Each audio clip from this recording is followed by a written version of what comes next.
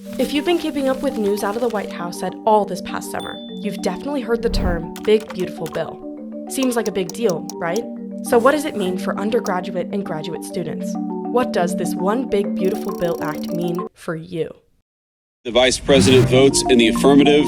The bill as amended is passed. Big Beautiful Bill. Disastrous. Big Beautiful Bill. One Big Beautiful Bill. Big Beautiful Bill. Big Beautiful Bill and Big Beautiful Bill Act.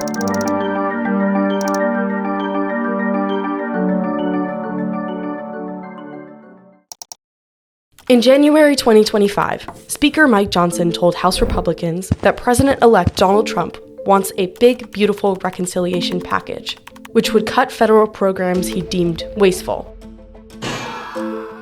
Fast forward 6 months, President Donald Trump signed into law the One Big Beautiful Bill Act on July 4th, Independence Day.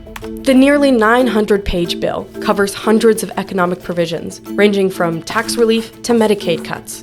While this bill is expansive, one of its largest impacts will be on undergraduate and graduate students.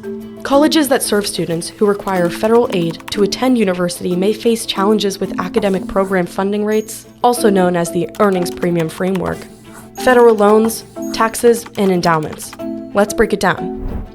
The Earnings Premium Framework is a way to check whether a college program is actually worth the money. It asks, are students who graduate from this program earning more than people who only finished high school? If the answer is yes, meaning graduates are making more money compared to just having a high school diploma, then the program passes the test.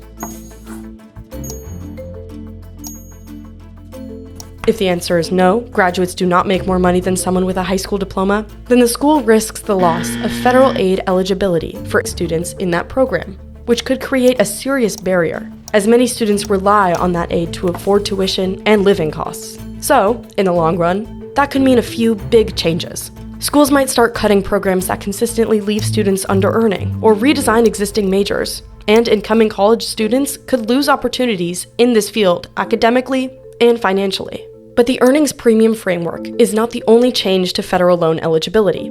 The Big Beautiful Bill implements several forms of limits for federal loans. For graduate students, the opportunity to borrow the full cost of school ends July 2026.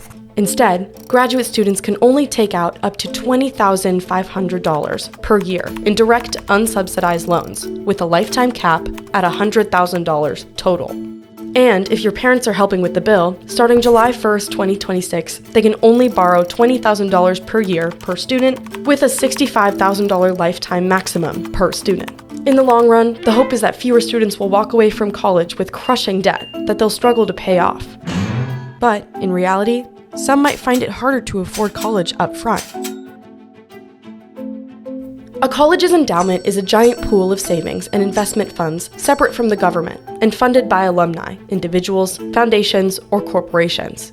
Think of it as a school's piggy bank that earns a certain amount of interest per year, depending on how much the school has in an endowment. Schools can use the returns from that fund to pay for student scholarships, new buildings, research, and salaries. Before, these wealthy, private colleges paid a flat tax rate of 1.4% on their investment income. Now, universities will pay relative to the size of their endowment.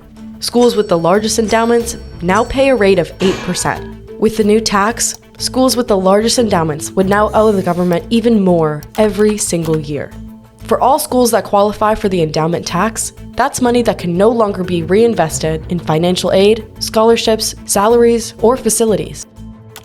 But because LMU's endowment isn't large enough to qualify, it will not be impacted by the new endowment tax. The future of college looks different than the one we've known. With new borrowing and tax frameworks, the One Big Beautiful Bill Act aims to increase transparency and accountability, but it could end up hurting institutions in the long run. For students, accessibility to higher education may shrink with loan caps. At the same time, schools will be forced to make hard choices, deciding which programs are worth keeping and which ones cannot justify their expense. And even for the programs that survive, resources could feel thinner, with less money to go around for financial aid, faculty, or student support. With programs cut and loans capped, the landscape of college is changing in ways that forces students to navigate new challenges, while schools have to make tough choices that reveal what they truly value.